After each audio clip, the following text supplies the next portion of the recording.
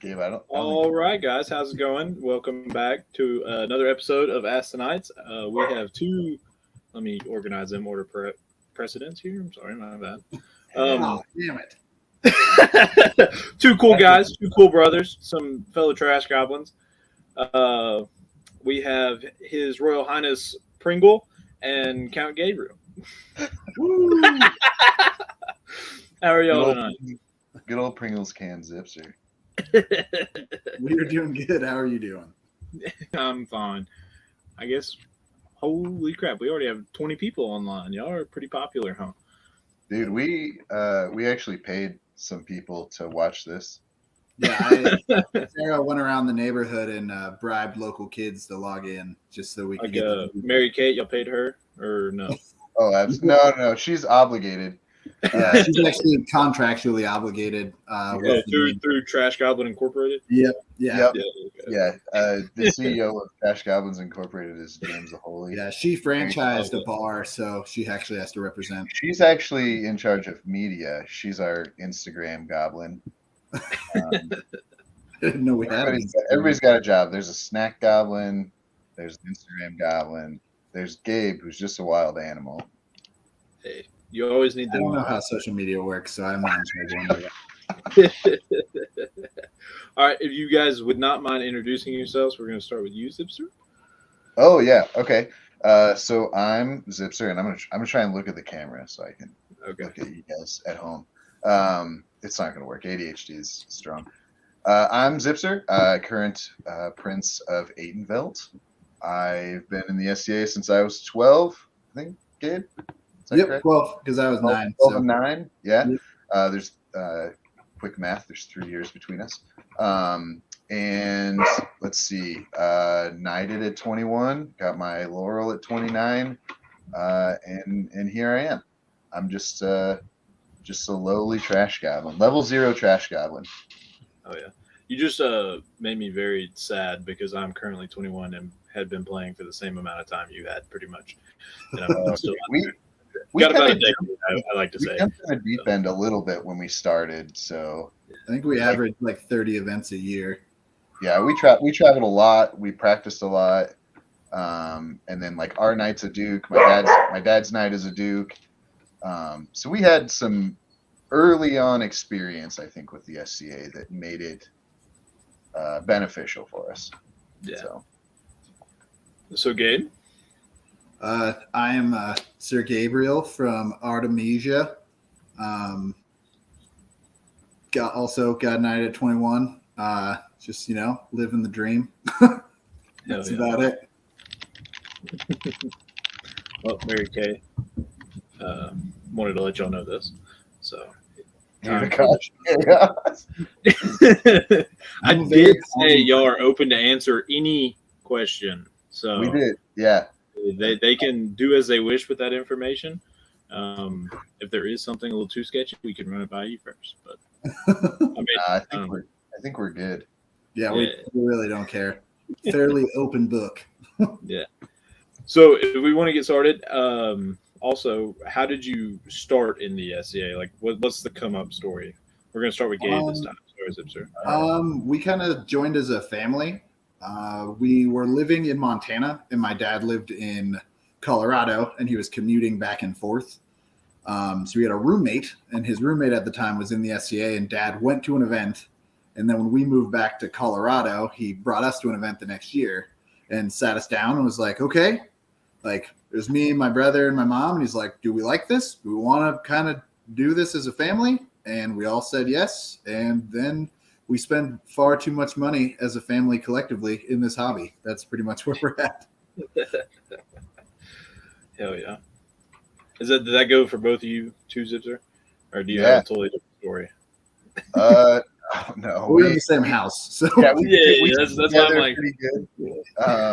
We've got a really close family. It wasn't always that way. Like when Gabe and I were early teens, I wanted him to leave me alone and he wanted to hang out with me no matter what I was doing. And and with how Gabe treats me now, that sounds like a farce, but that is not. No, it was 100% true. Nick had all the cool friends. Yeah, I mean, the bar was pretty low, really, though. Like, because all Gabe's friends were super also cool, but in a lame sort of way. My friends were like one notch higher in the book of awesomeness. Anyway, but yeah, no, we did archery and stuff when we first started. Our very first event, we brought like 25 foam weapons. I think someone showed us how to make them. That guy Naos, who our dad lived with for a little bit, his son was like, "Here, let's beat the crap out of each other with foam weapons," and we were all about that. And so he showed us how to make them. And yeah, our first were definitely illegal with youth combat standards. We found out much later. Oh yeah, but it didn't matter because in the Outlands they don't have rules for that, or they didn't at the time. And so what are rules?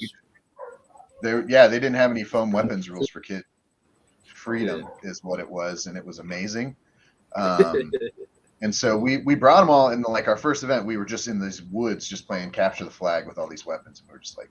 I think we probably had like 30 kids, and it was just all day for 2 days straight. Just the moment the sun would come up, we're in the woods just beating the crap out of each other. Yeah, just come back like haggard, just like needing mac and cheese and a snack. Hell yeah.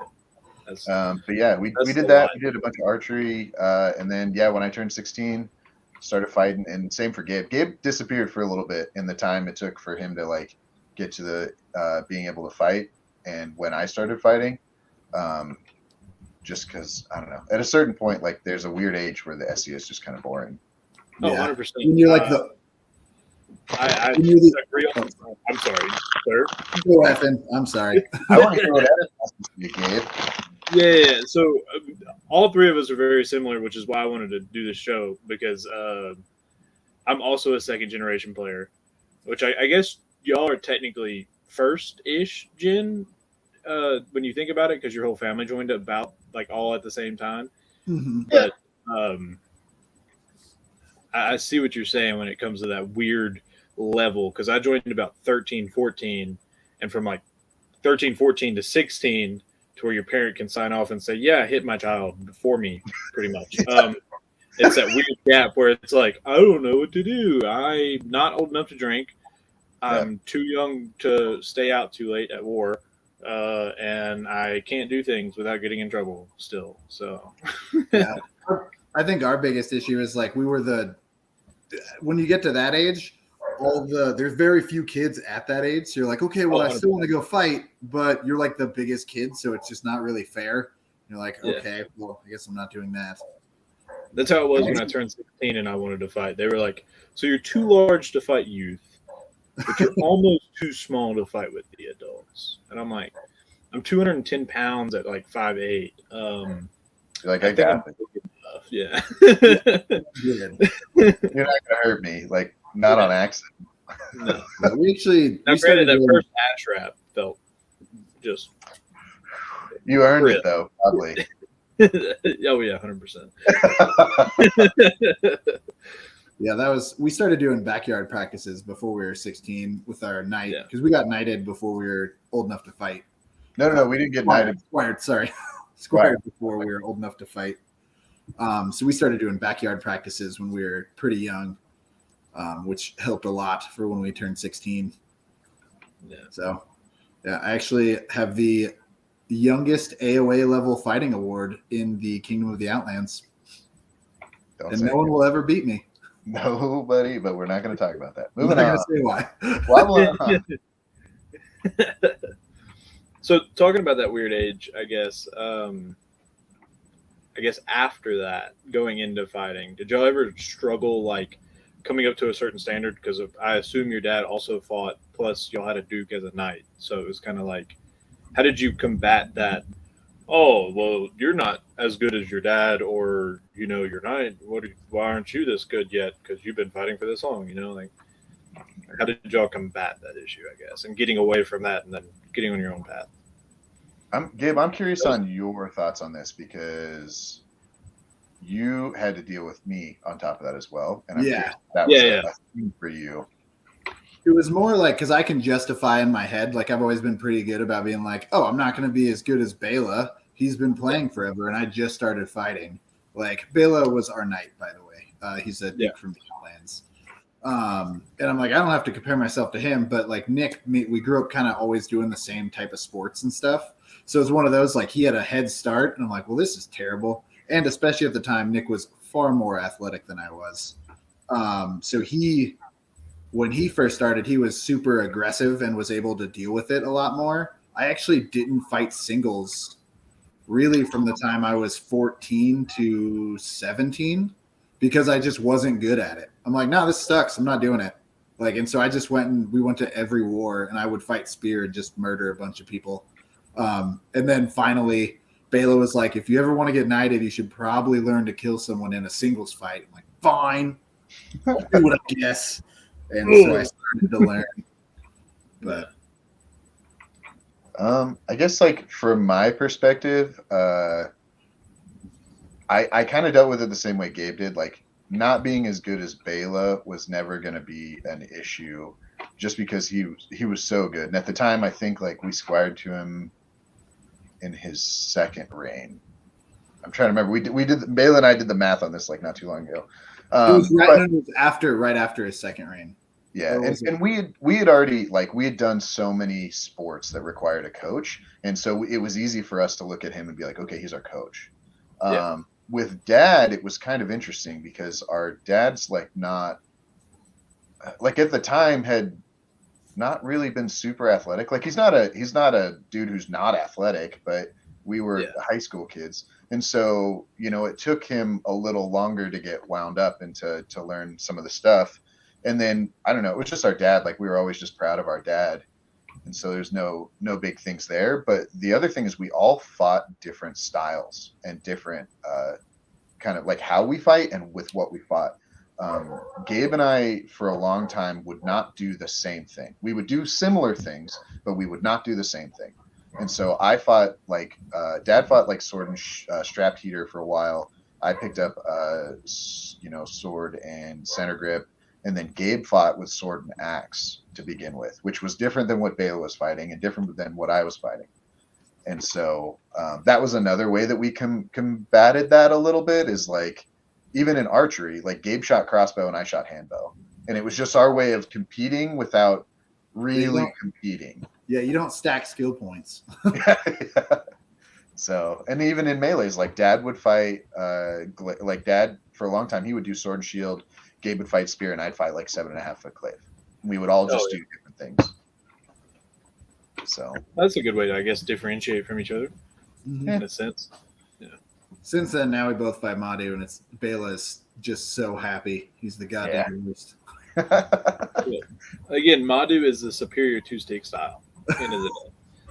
I don't know, man. Hopefully Spin's not on, and you didn't hear that because then I have an answer eventually. I don't feel that way after Gulf Wars, dude. I had this bruise on my side from Sven and Ragnar. Those guys, and they were being nice. Like it was not. Did Ragnar meow at you? He might have. I'd have been. I was busy getting hit in the hip. Yeah. Every time he hit me, he went meow. I was like, I get you better than me, Sir Ragnar, but still. Yeah. He was probably just trying not to embarrass me in front of my friends. It didn't work, Nick. Didn't work. But I learned a lot in those like 8 fights of just getting my ass kicked. So 100%. That is good. I do appreciate those boys giving me some bruises and some lessons. Here's a quick question. This is double Madhu top spikes. Double Madhu top spikes here. Yeah. Like that. Is this a PG-13 show? This is a good wait. So we forgot to put this banner up. The views and opinions expressed of those of the participants and do not reflect any official policy or position. Probably a good call. Oh yeah, I probably should take this off. It's like Nick is wearing. Now it's official. Officially unofficial. Yeah, there you go. You said wear your hat, so I wore my hat. I guess a question I personally have on the same ish topic: how did you separate from the whole family? Like, how did you? Because I still struggle with that, and that was my biggest thing as a teenager. Was I was always known as my mother's son, and the child, the kid, So it's like, how did you transition from being the kid to being Czypser and being Gabe and not your parents' sons? So that was actually something we had talked about, because that's very much like, especially when you're young and you're on the path, it's the moment people stop calling you Bobby's kid is when you're probably going to get that accolade you're looking for. And so we actively would go to events without our parents and like try to be seen as adults and make our own decisions. But that was something that like we actively had to try and do, which is sad because you want to go do stuff with your parents, but it's becoming your own person. But I also think that has to do with like when people, there's a level of maturity, which obviously I have never reached, but they said I did. But it's just when people look at you as an adult is really when they stop calling you so-and-so's kid, which is a weird, hard thing to explain. Yeah. It's I'm with Gabe on that. Like you just gotta like when I turned 18, I went to my very first SCA event like without my parents with Barrick and Zahir. And like there's this whole crazy story about it where like our car broke down, Bolslav saved us. We got to go to this Lonely Mountain event. He cooked us food. We had a great time and then we went home. But like I made a lot of friends at that event that were my friends that were not that my dad didn't like them, but like my dad didn't know them or he hadn't had that same opportunity to kind of meet those people. So then all of a sudden, like those people became my friends.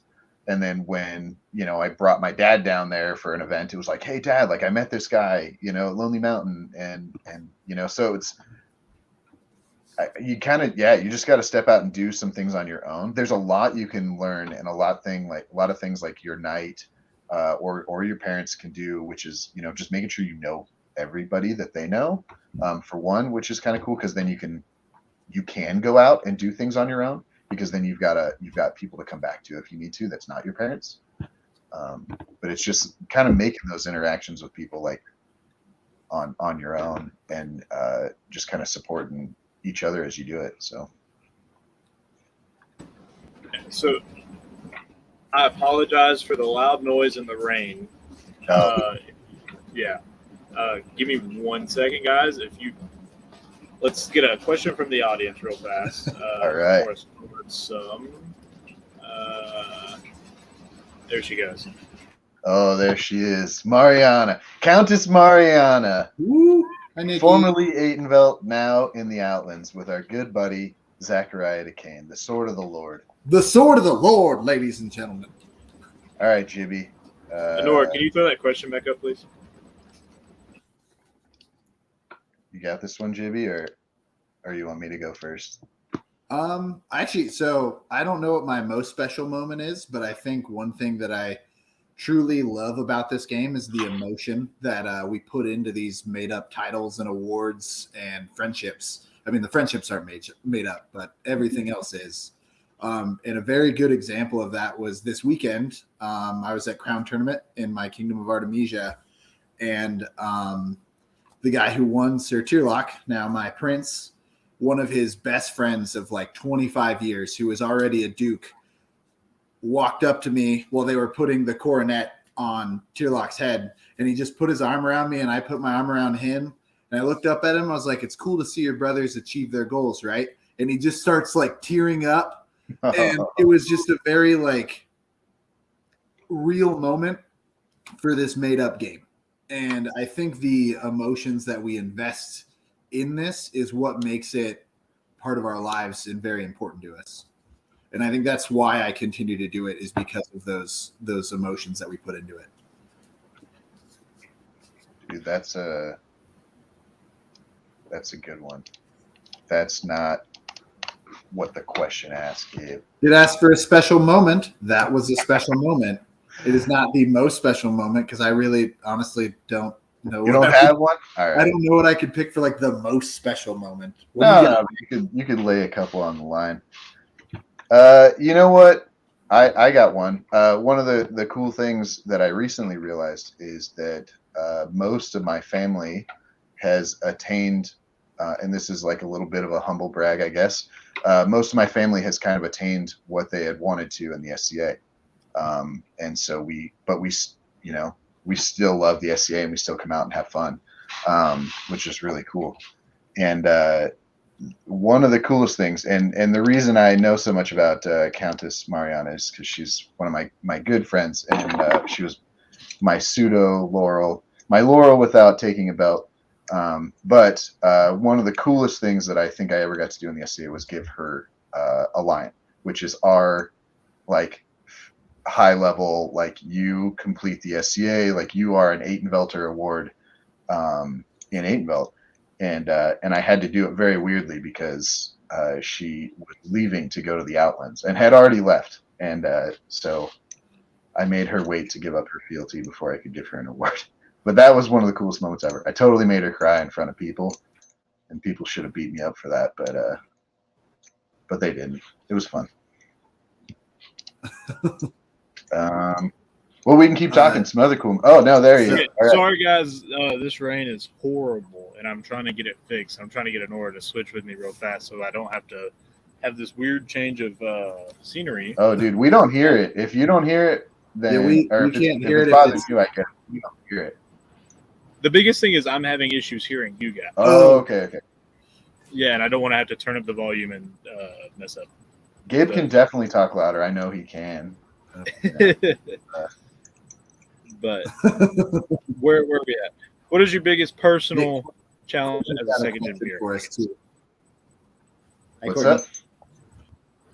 Oh, Courtney Jane. Can you see it? What?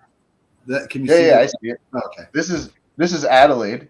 She's from Callantyre. Easily one of my favorite voices in the whole world. Favorite voice in the world. She just got offered her Laurel at Gulf Wars, which was cool. Awesome. And I happened to be sitting front row, and like I was so stoked. She and like millions of people came up. She's a lovely human. If you don't know her, you should absolutely get to meet yourself an Adelaide from Callantyre. Sometimes me and Nick listen to her CD in the truck and just hold hands and cry. So that's pretty cool. I mean, that's not true, but it's not too far from the truth, you know. If we lived closer, it would be a lot easier. Okay, so the question was, what's been your biggest personal challenge as a second gen peer? I don't know that I really had any challenges with it. Actually, you know what's kind of interesting is okay. So we talked about how close we are with our family. I really, really look up to both my father and Bela, our knight.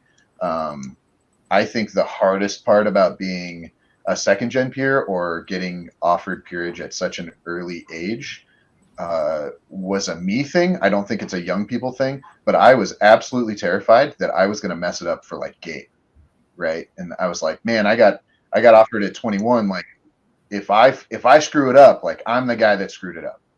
And then like Gabe or Barrick, who I was thinking at the time, like we were coming up together. My buddy Alric, like we had a couple of young guys that I was like, man, I cannot mess this up. And luckily, like Alric got knighted right after that too, which was cool. But I think getting through that mentally was a really big stress point for me, and it took until Gabe really kind of Gabe and Zacharias started running around with the wobbly H and building this rolling bar that I think I remembered how to have fun.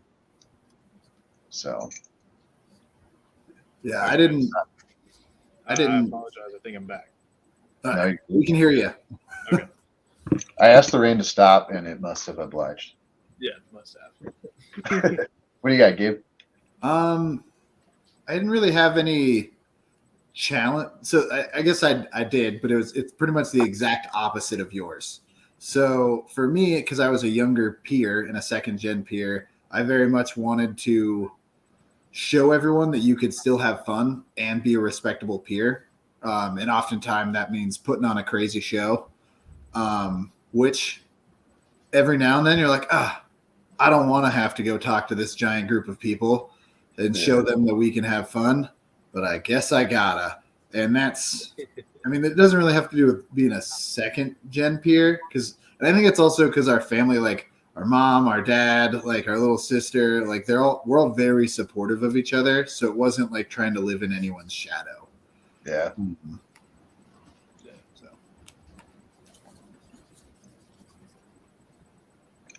Sweet. Well, we're almost at that 30-minute mark, and I don't know what question we're on because I assume Annora just picked up a lot of them.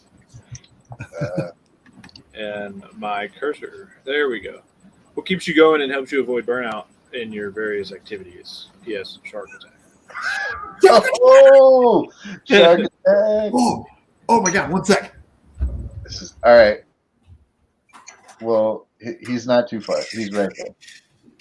He's gonna just jump off his balcony, dude. Oh no, he's got his closet. What, dude? Honestly, like meeting new people has been a lot of fun. I met James and the Trash Goblins at Penzic. It's like Mary Kate or Inga and Colette and Katie and a bunch of other people. And we've got Wobbly Itch we run around with. Yeah, go for it, Gabe. I just wanted to show Eric. And then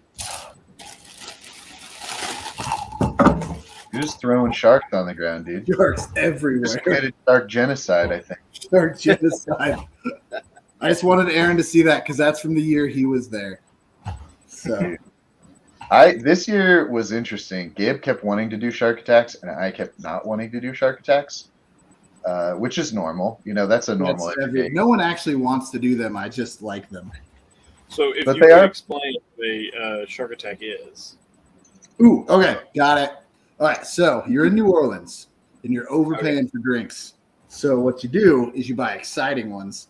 And so they take this shark and they put grenadine in it. And they take this little crocodile and they put it in your drink. And they're kind of like these like lemonade drinks. So they put this in there.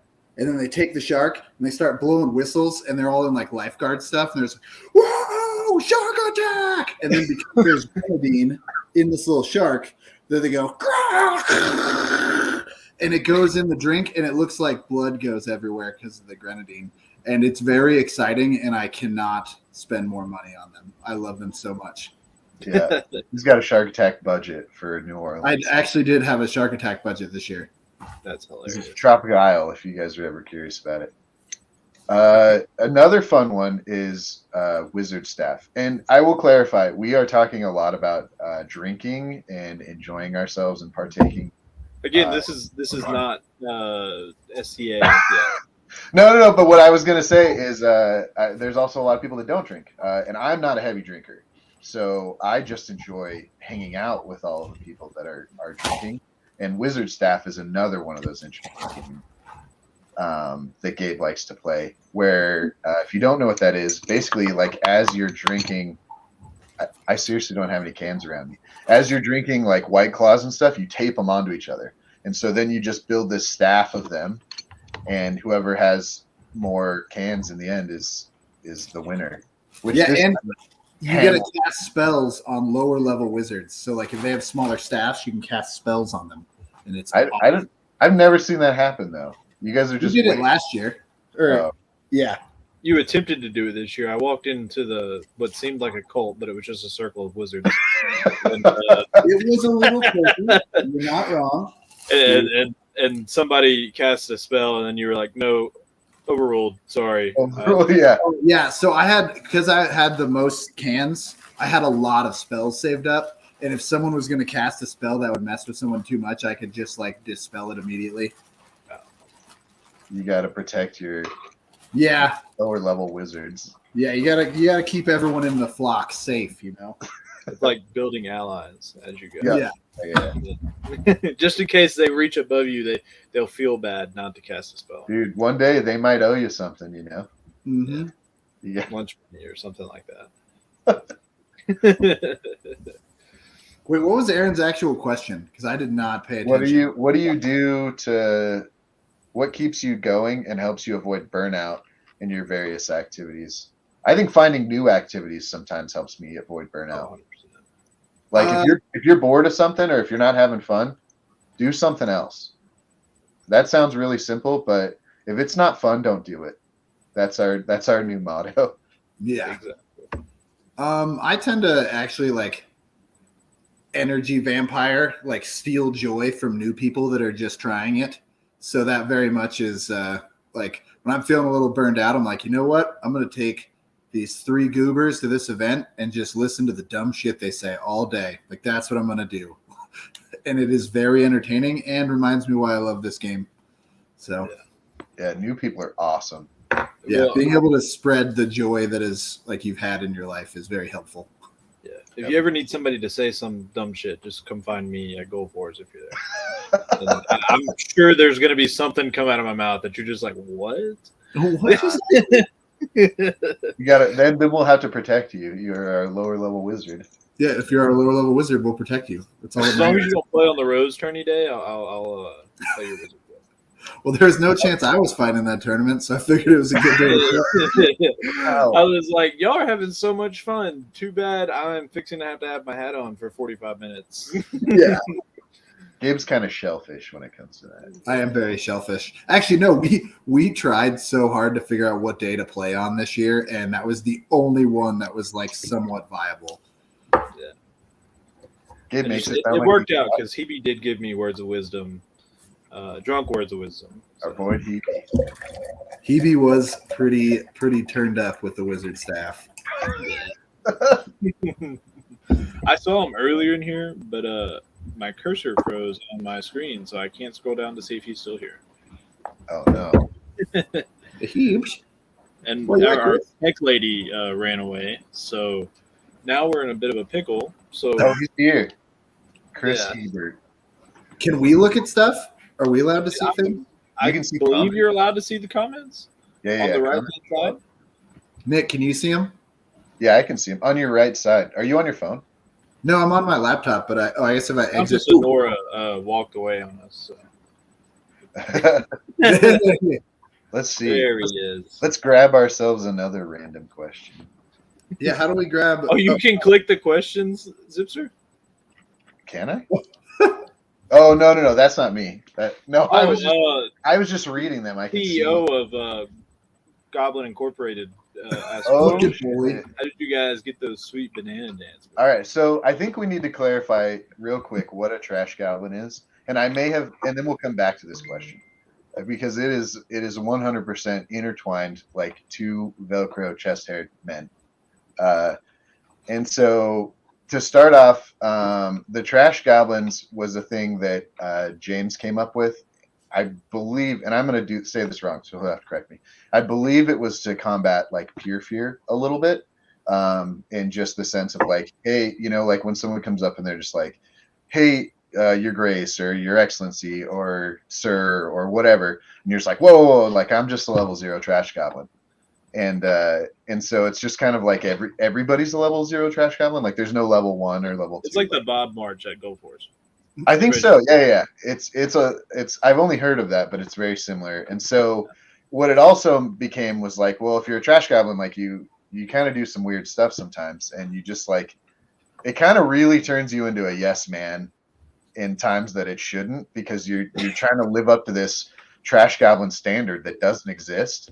And you're trying to get level 1 when there is no level 1. There's Exactly. no level 1. You can't level up as a trash goblin. There's just infinite ladder to level 1. You're just like, no, dude, I gotta be trashy enough to get this trash goblin. So anywho, so that's where the trash goblins come from. And I've like never had more fun in my entire life at an SCA event than Penzik, where we just like, we trapped James. He was trying to leave a day early, and we trapped him by getting his car mates drunk. So that was Inga and Colette. And then we got him to start drinking. Well, then he couldn't drive at that point, so he had to stay in the Yeah. They were supposed to try and leave their camp at like noon, and me and Nick found out about it. So we just like brought our lunch over there and then never left. Like, Yeah. we sat in the road for 5 hours to the point that it would just be inconvenient for them to try to leave. Yep. Like, I guess we're staying. It's kind of like kidnapping, but we reverse kidnapped. We used ourselves to kidnap. Yeah, we were the hostages. Yeah. We used ourselves. So then from that, James bought like, I don't know, 200 or 300 99s, which is why we've been like carrying. They were all drank. Like, I'm not saying we have been carrying those same 99s around, but that's when we started. I think when the 99 started going crazy, because he had this bag and he would shake the bag up and you had to randomly draw.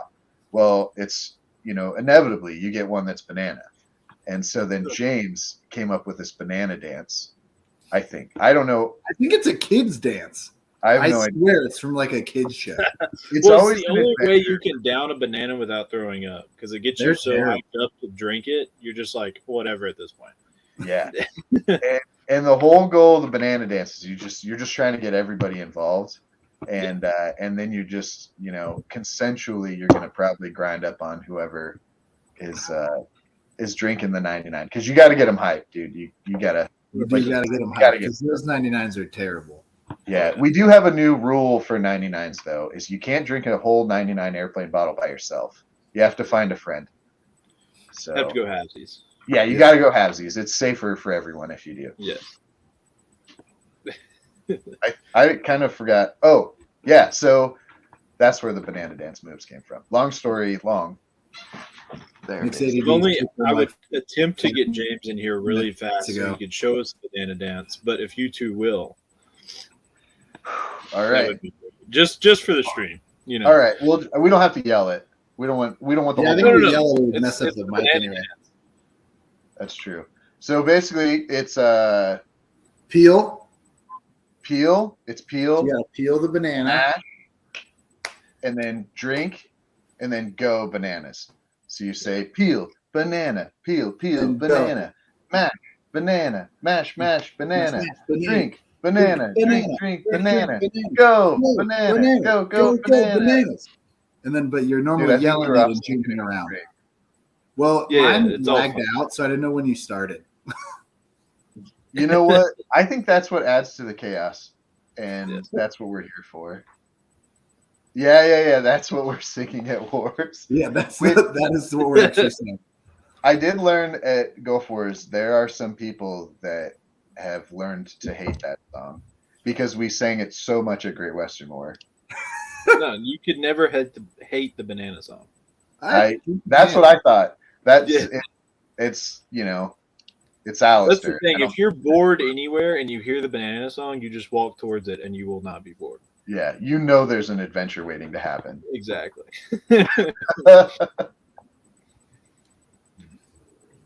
But Annora, are there any more questions? Because my computer is froze.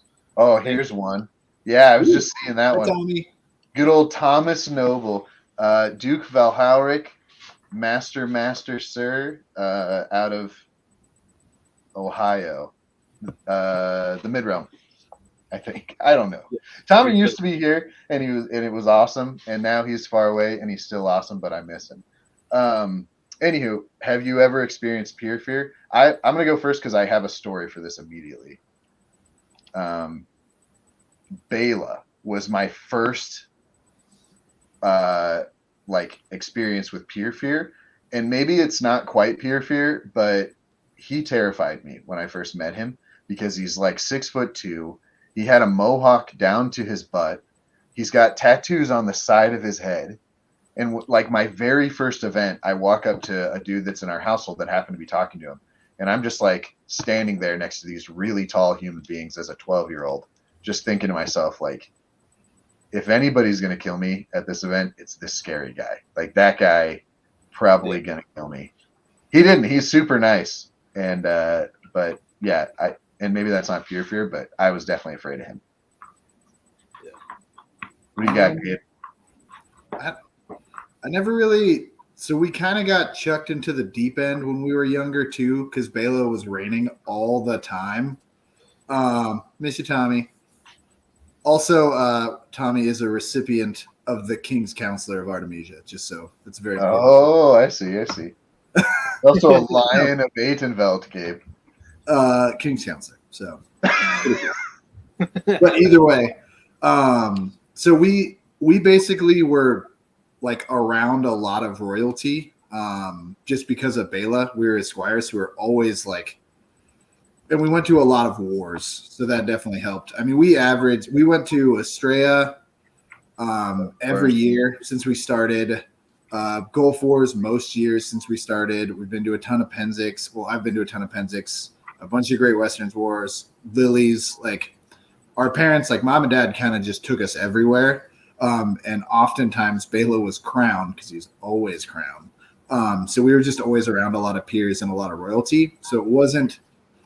I didn't really have the opportunity to fear them because why would I fear them? That's just That's just Grandpa Veron. Like, I'm not going to be afraid of them. Like, Bela was pretty good about that though. Like, he always introduced us to anybody he was talking to. So like, they immediately just became family at that point. We're like, oh, you know him? You like him? Cool. We like you. Yeah. So I would like to add to this because my first situation with Pure Fear was actually Duke James the Holy. We were, I don't remember what event it was at. He was, I can't remember if he was crowned. He could have been. But we were all playing bocce ball. And it was dark, light up bocce ball. Yep. Great. That's the only kind of bocce. That's the only type of bocce I'll play. Yeah. And I can't remember what had happened or something, but I ended up near his ball. And I just looked up and I had said something and I kind of fucked up and I caught myself and I looked and I was like, because I saw a pointy hat and I was like, I'm sorry, and just walked away.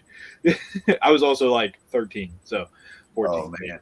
So it was kind of like, big pointy hat. I don't know what to do. I've been playing the SCA. This is like my fourth event. I'm terrified. What happens now? He's also another terrifying dude with like a bunch of tattoos and piercings. Like, and when you're like 13 and you're trained to think everybody like that's a motorcyclist and a killer or something, you're just like, whoa. Not that like that's what my parents taught me, but like as a 13-year-old, you're like, that dude has a lot. It's just what's engraved in your brain through like TV and stuff, you know. You're like, he's a little weird. He must be terrifying. And you're like, no, he's just creative and artistic. That was before I even probably spoke maybe 2 words to him. So now he's cool, you know. He's just that guy. Did you here's a question. So did you ever have to go back on that? Like if you looked over, right, you're like, oh, James, Pure Fear. Now I feel like an idiot. You walk away. Like, how did you did you just get over that? Or like, did you talk to James later? Or like just you saw him? So I never like my situation with peers was like stay away because first off, I was new and I didn't know how to read hats, I guess, in a way. So I couldn't tell if they were Count, Duke, blah, etc. So it was kind of the only thing that was super noticeable was a knight because white belt, gold chain, you know. Yep. Like if I walked up to a pelican, I didn't know because, you know, they only most of the time have a medallion. Gotcha. Or a laurel was noticeable, but at the time I just saw a hat on their head and I was like, you know. Yeah. So I just kind of avoided those people because I didn't want to introduce or say their titles. Gotcha. And eventually I just kind of observed enough to where I was like, oh, that's a laurel, that's a pelican, that's a knight, that's a duke, that's a count, you know. But I still to this day sometimes like some counts have very large hats and it's like I don't see leaves, but you never know, you know. Your Excellency is always the safe one. That's what they say. If they've got a shiny hat and it's, you know, a little bigger, like Your Excellency goes for everything. Yeah, but then you have those certain people that are like, well, yeah, there's a couple exceptions. You know, Pringles can Czypser. Yeah, Pringles can Czypser. Yeah. But now, like with me and you, Czypser, at Gulf Wars, I didn't know you were a Count at the time. You know, I just thought you were a knight. So I was like, come fight me, hit me with a stick. You know, that's how I am now. Especially fighting, it's like when I have armor on, it's just everything goes away. I just introduce myself and say, hit me with a stick or try. You know, most of the time they hit me because I'm not all that great, but I like to throw that or try because it makes them really be like, oh, so you want to be a dick and make me laugh. So I don't know. I definitely think for Pure Fear, you got to remember that we're all giant nerds. Oh, it doesn't matter what the title is. Nerd. That's what we are. And as long as you remember that, then you'll be fine with everybody. We all dress up and frolic in the woods, as my dad say. So yes, exactly. Yeah. we could do more frolicking, I think. If I'm being honest. I think we should start that next war. All right. You go to Penzig, we could frolic at Penzig. It's a good grass field to frolic in. Yeah. Gulf Wars, though. If you go Gulf Wars next year, we can frolic at Gulf Wars. I love Gulf Wars. I love Gulf Wars as well.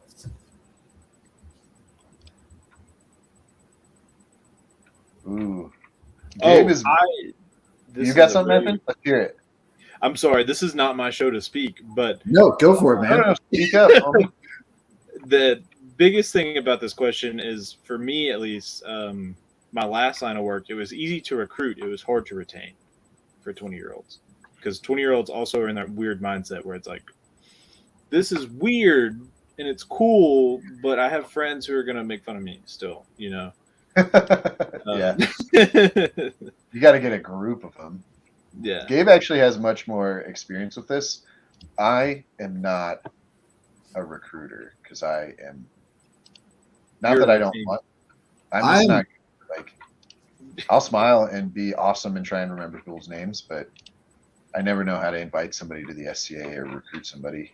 So what do you got, Gabe? Because you spent some time in Montana. Well, it was a college town, and honestly, Sarah did all the recruiting. I just helped keep them around. Like, that's the thing. I think she's in the room watching. But yeah, I'm also not very good at recruiting 20-year-olds, but I'm going to go with Effin. I think the hardest part on this is it's the retention. There are definitely there are often times I'll be at an event and I'll sit there because most of my friends are older than I am.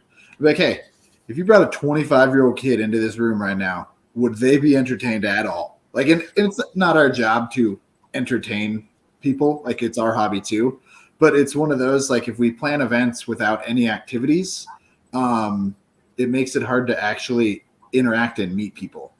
The retention we tend to lose is because we are very set in our ways in the SCA for I'm sure for most kingdoms, you run the same set of events every year and they're always the exact same. Yeah. Even if there's a new event, it's based the exact same. You have your heavy tournament, you have your light tournament, and you'll sometimes have live weapons. Yeah. I've always lived in kingdoms. I've always lived in kingdoms that actually have winter. So all our winter events are indoor events, so you don't really have fighting or anything. And I'm this is the perfect time to actually get to meet people and make sure people are feeling welcome. But what it ends up turning into is you show up to the event in the morning, they have court, and then you go sit at a table with 15 people you've known for 20 years and sit and talk to them. And as a new person, if you walk into that situation, there's no activities really going on. So there's no way to go. It's not like you walk down to the thrown weapons range, throw a couple axes with people and meet new friends. It's hard to interact into that group of people who have known each other for that long. Yeah. Have you? I still do that. Walking in on groups. It's oh, my bad, I'm interrupting. I'm just going to go twiddle my thumbs somewhere else in another corner. It's a tough thing to do in any situation. Yeah. Well, that's as friends of people in the SCA, if somebody if you walk up to a group of people and you're I know one person in this group, I've kind of taken it on myself to be that person that tries to introduce them to everybody, so that to combat that a little bit. And granted, there's nothing that really combats 15 years of knowing somebody and somebody trying to get in this conversation that maybe about something they have no idea about.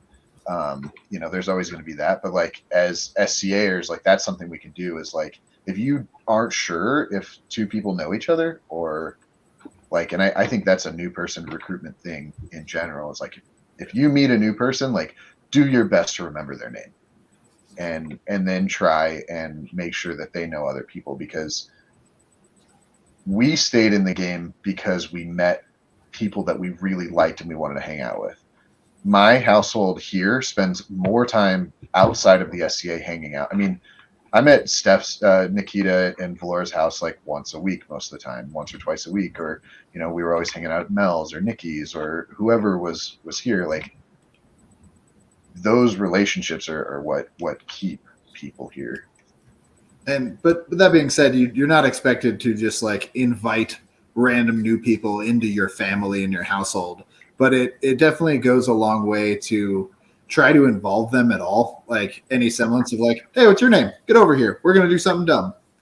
And I think it's I tend to snack whenever I find someone under the age of 30. I tend to be you're with me this whole event. I don't care what you had planned. I'm going to make sure you have fun. and we just go do crazy shit.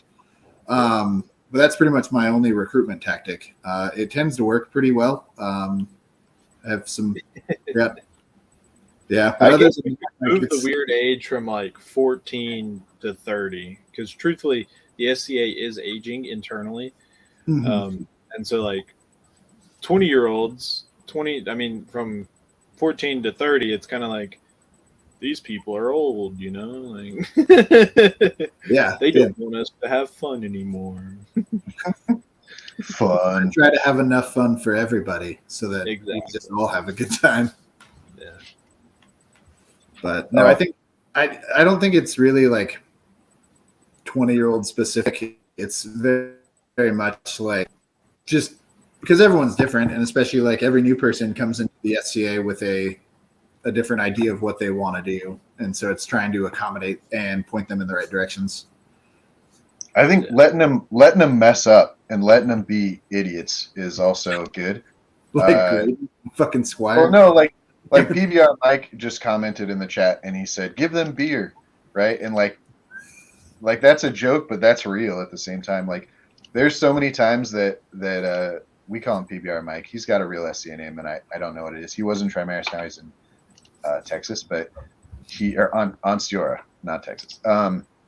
But he would show up. He worked for a distributor, and he would just show up with like a cooler of PBR. It wasn't a cooler. He brought like 30 racks to Gulf Force. Yeah, like a lot. And so even Wizard staff last year was a lot of him just like he just showed up with a bunch of ranch water, and we're like, okay, like we're gonna drink this and we're gonna have fun, and it allowed us to be idiots and have fun. And like I think everybody should, like, unless people are really like, my cat found a sock, so it's yelling. As long as people aren't hurting anybody, like. Exactly. All right. Let them mess up to the point where they won't get whispered to by the bod, and we'll be fine. Yeah. As long as we don't have to get Bear Killer involved, everything will be great. Yeah, I think a lot of people in the SCA forget that they were young and dumb too. And so there's a lot less grace involved nowadays. Like when a tiny mistake is made, and this doesn't even have to do with like partying or just being a jackass. Like any small mistake is very scrutinized now because everyone's been doing it for so long that it seems like a very simple thing, but everyone has forgotten what it's like to be new. And having a little courtesy and allowance for people that are new and actually help them and be like, hey, you kind of messed up here. I'm going to tell you why, but I'm not going to berate you because I probably made the same mistake 20 years ago. Like twice. Twice. Yeah. Yeah, you can't zip tie people into Porter Johns anymore. Not that I've done it, but my mom's a watch commander at Gulf Force, so I can't speak too loudly. But but people tend to look at you funny when they see you mid zip tie onto the little metal lock. As long as you plan on letting them out. Yeah, of course. But most people are like, is that a random person? No. Oh, Why would I do that? Like, no, man. Yeah, this is my you night. show them the scissors. Like, I'll get it off. Don't worry. Just need 30 Speaking seconds. of nights and pranks, what is the best, worst prank y'all ever played on your night, if you did? I don't know that we did. I don't know that we ever played any pranks on Bailey. What? We're not really. He had to deal with me from the age of like 13 to 21. His life was hard enough. Like he didn't need anything else. Just average day in the life of Gabe. Like, dude, I was like 20, 24 or something, had already been knighted, and I think I had just moved up to Artemisia maybe, and one of the Artemisians was joking with Bela, and they're like, why didn't you teach Gabe how to do so, like, just a random thing, right? And Bela just like got all serious and angry and like looked at him and just goes, it took me 3 years to get him to wear pants. So I used to just walk around in my boxers and a tunic, and I called him Braze. It wasn't even a tunic. It was the Outlands Queen's Guard that was open on the sides. Yeah, we lived in those things for like 3 years. Yep. We were terrible Queen's Guards. Like we just had one of the They tabards. still have the tabard. Gabe. Well, they retired it because they made oh, the new okay. ones. Okay. They said I could have it. I asked. That you stole it. No, I didn't. I mean, steal it. you kind of. Yeah, We when you just live kept them in, for all the rains. yeah. I didn't steal it. I just borrowed it and never gave it back. It's fine. Yeah, then they got rid of them. So Yeah. okay. Probably because they couldn't find them. It is what it is. No, but yeah, mine was Bam 1 year. My knight is Sir Gellis, if you guys know him. I don't believe so. Oh, that's Can interesting. we post a pic up on the? I do not have access to post a pic again because the mouse is frozen. I don't know if Annora has a picture of Gellis. What's his name? But if you've been to Gulf Wars and you heard a very loud, distinctive cackle, it was more than likely his. So, if you look up Gellir Gunnarsson on Facebook, you'll find him. Oh, he's been chatting it up in the comments. Oh, has he? Yeah. Oh, geez. But I at BAM lost in a torchlight tourney, and I was young and dumb, so I kind of got a little upsetty spaghetti. So I took everything off on the side of the field, and my cup was bothering me at the time, and my knight was just standing there right there with his little beer satchel, but the flap was open on it. And I took my cup out, looked at his beer satchel, and dumped it in there. And walked back, put everything up, walked back to the tourney and said, "Hey, Gellis, can I have a beer?" He was like, "Yeah, sure." And he reached in and he felt, and he just looked at me and looked at the cup, and he was like, "This isn't mine." It's a little too like small, 10 huh? hours before BAM started, he was like, "Hey, y'all need to start messing with me more because if this was me and my night, he would already got pranked on the way up here." Dude, when you ask for it. Yeah, we were gonna hide all his beer and liquor, and then we decided that would probably do more harm than good. So Yeah, because then he won't bring more to share with you. yeah. Nick, Sarah just brought. Wait, bring it back. Apparently, there was a question that like we left and was sitting for a while. Dude, there's so many questions in here. Favorite memory from like the weird, awkward time in the SCA. Sarah's in charge now. Effin. Oh geez, Well, no, I've lost control. I don't know. She just walked out and was like, "Hey, I'll click on it, but then you gotta post it, Effin, because I can't do that. Where is it at? Annora, do your job. I'm just Sorry, pretending. Your Excellency, Annora. okay." Y'all can't right, see now her. now that Sarah's in viewing, charge. She just rolled her eyes at me at the bottom of the screen.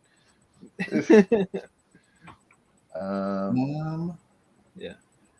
Dude, So this pretty much what was your this favorite period memory? was longer for you. Yeah, I don't know that I'm out of my weird age yet. Well, no, I just mean like I had you in the SCA to help me through the weird, awkward. Oh, because you had to, you went and Yeah. fought, and so I didn't have anything to do. Honestly, for my favorite memory at that time, I stopped fighting, and because we had in the Outlands, we said it before earlier on, there was no youth combat; it was just boffers. So I stopped fighting in boffer tournaments and just started running them, and so I would just make a bunch of boffers, and I don't know, helped out a bunch of the younger kids because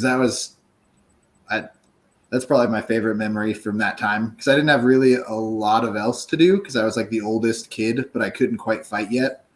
And so I just figured I would help out the other youngins. So hopefully they could carry it on. And that was I had a lot of fun doing that. Yeah. Czypser? Like I said, I didn't really, because I had Gabe to kind of help me through it. Like I always had a friend to hang out with.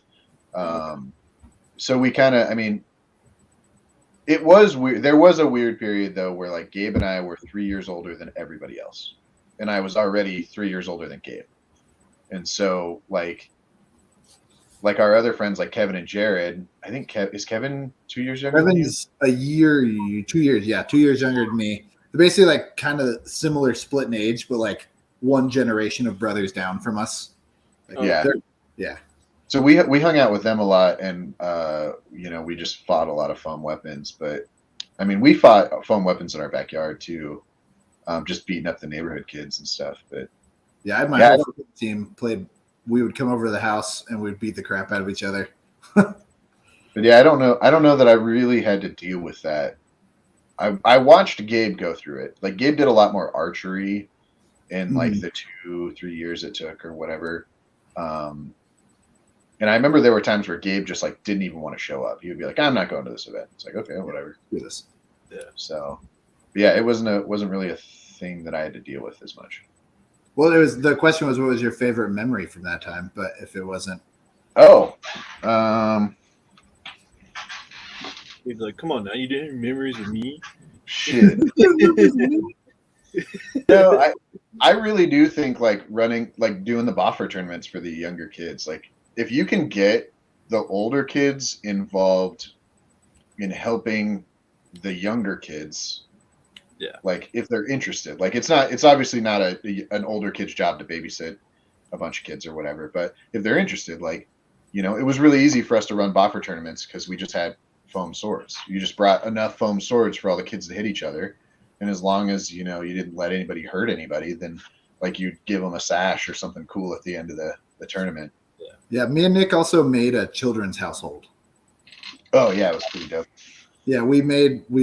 Mom had like an embroidery sewing machine and we sewed little devices and you didn't really have to do anything to get in the household other than be a kid, but we made our own little household and we'd run around. We did this like tournament thing where the adults had to fight the kids. And it was like 25 kids against like 3 adults. And one was a fencer, one was an archer, one was a heavy fighter. We messed those adults up. Yeah, that was great until like the 6-year-olds had like 12-foot pikes. And they were just cupping the adults. And we're like, whoa, guys, like you got to aim a little higher. I know you're short. But that was it. We just made like 20 of those little things. And if you participated with us, then you were in. We just tried to make them feel welcome. So I have one question, and then we have to do Annora's question at the end because we're already over our time limit, but it's whatever. My question is, who is the better fighter out of the brothers? What weapon? What in general? Like, so if you got your best weapon style, Czypser versus Gabe's best weapon style, and y'all went at it, Nick is a better fighter, but I can currently beat him one-on-one. Oh yeah, Gabe messed me up. Yeah, and Nick is actually a better fighter than I am in like singles. But when we fight each other, I have the edge at the moment. But it's just because he's out of shape. So. He's way more aggressive than I am. And that's like we joked about doing similar things and not doing the same. Gabe and I, our fighting stance is the exact opposite. I fight left foot forward, he fights right foot forward. Gabe smart one. Yeah. Sorry. Well, and Gabe's a lot more like technical. Like his sword and his Madhu length are the exact same, right? His reach is the same. Like I fight a little more Madhu heavy, so I rotate. But Gabe's just more athletic than I am and more aggressive right now. And so, Gabe, like I think last time we fought, Gabe messed me up pretty bad. That was up in Artemisia. I mean, it's been a little bit. I got a buckler on my thing now. I might be able to block some of that, but you got to run it back, guys. Come on. Well, we fought at your house over the pandemic, and then we fought each other when you came up to visit. But that was like a year and a half ago, I think. Yeah. We don't fight each other all that often because we tend to hurt each other. Yeah, there's a reason we don't compete too much with each other. Yeah. We like being friends. Yeah, exactly. we like when we're all fighting, we'll sit and watch each other fight and like give each other tips, but we tend to not fight each other all that often. Yeah. Okay. All right. So last and final question, Annora's favorite. Sorry, she needs to word this properly. Can you unmute yourself, Annora?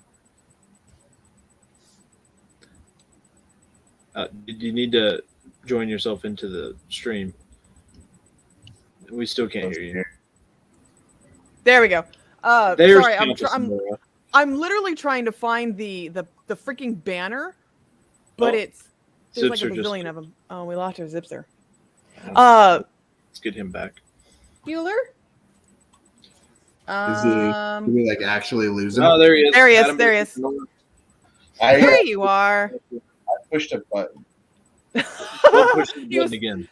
He was trying to be techie at the background. So my question is, and since I can't find the banner in our thousands of pre-made banners, oh wait, found it. I lied. Goodbye. Oh, that's The zombie apocalypse. Because it's got to have prepared you in some way or another. Yes. I think I could fix just about anything. That is a blatant lie. That is a blatant lie. I could find a way to fix just about anything. You could work for a month trying to fix it and then give up and give me a phone call and ask how to fix it. That's how you would fix it. Not all things. Well, some things for sure, but maybe that just means I've got too much knowledge. Like, what's that? He's overqualified for the zombie cop. No. There's this weird thing somebody was talking about the other day where like where you don't know enough to know that you don't know anything, but then like if you know a lot about something, you feel like you don't know anything about it at all. You ever heard about that? I'm gonna go with Nick. You're the former on that one. You know what, Gabe? Answer this question. I'm looking up this trick.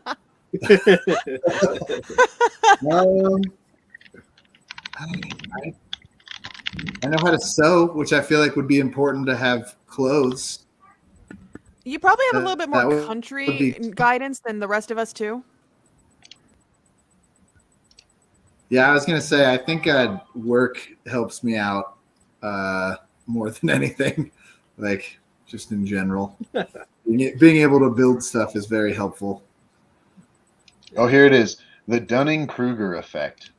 It's a cognitive bias. Nick, that's not what that means. It doesn't mean you know too much. I was really hoping he was just going to say, I can stab zombies in the head with a Madu. No. Not what that means. No, what I'm saying is I know like so little about everything that I think I know too much. Or like I know. Yes, that's the Dunning-Kruger effect. That's what I was trying to say. I'm not trying to say I'm an expert and I don't know anything. I'm saying I probably know just enough to think I know everything. Yes, that is okay. I thought you were trying to say it was that they know so much. I'm like, that is not. No. I was talking about the bottom end of this spectrum. Yep. Like I could fix just about anything, and it's like, well, unless you include like 99% of the things in the world, then. So what you're saying is you're more of like the background support versus being the leading character in the movie. Oh yeah, I'm not in charge. If the zombie apocalypse happens, I'm not the guy. Wrong. I'm not the guy with a gun. Like I'm not the guy with a knife. Like there's one in the house somewhere, But like if the zombie apocalypse happens while I'm at Ace Hardware, like I'm grabbing a stick. Like I don't have a gun on me. If I ever had to get into a real fight with somebody, I would find a stick. Like I can fight pretty good with a stick, but real punches are not. I don't know how to do it. That's fair, and that's a good thing to know. So we'll definitely keep you on the building crew. Yeah, I mean, yeah, Nick you're gonna be our lookout. I'm like, what is it? I'm like second team on the building crew because I don't really know enough. Like I'm on the support crew, but I don't know anything. Yeah, no, Nick would be the carrier. He would pick stuff up and move it to where we needed it to build it. I'm the first guy on the list of like, if we have to eat somebody, he's the one. He would. I'm just saying, Nick has a good fat to muscle ratio. He would marble pretty nicely. I'm Bobby Mortenson's fat son. Dad spent all of Goal 4s walking up going, hey, have you met my fat son yet? And it was to the point that even I was like, Dad, come on. You're being a dick. Yeah, if Nick cared about this, he would be real upset. You know who never said that, though? Mom, because she's the nicest. Mom punched him. Oh, you're saying she never called me the fat son. Yeah, because Mom cares the most. John Marie did suggest. Did you hear what she did to me? No. I'm derailing this. Oh, there's Mom. And I spent all of Mom. Thanks, Mom. That's Mama Mage, Countess Mage. Now Count, yeah. I just Jean-Marie. I ADHD'd real hard. So Jean-Marie grabs me and she goes, hey, like, I know your dad's been calling you the fat son, and I want you to know that I don't think you're fat. Like I think, I think you're fine. Like I've also, dealt with things. I know how bad it is for people. Like, when you just kind of thrash on him for stuff like that. She goes, I just want you to know that I think you're awesome and I don't think you're fat. And then she looks me right in the eye and she goes, you know, you could go for a nose job though. Where did this come from? Well, on that note, we're going to go ahead and cut off.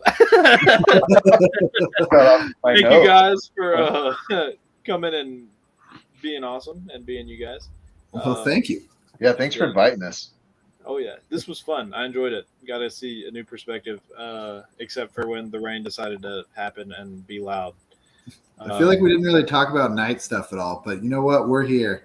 Well, so the original idea for the show was to break the peer fear. So we did that in a sense. I feel like y'all are pretty knowledgeable on the night stuff because y'all got knighted at such a young age. But it's kind of. Huh? We're still on the path, man. We're still on the path. And making people smile, I think. They're like, these guys are idiots. We like them. Thank you, guys. We're going to sign off. And thank you to the audience for being awesome and asking questions.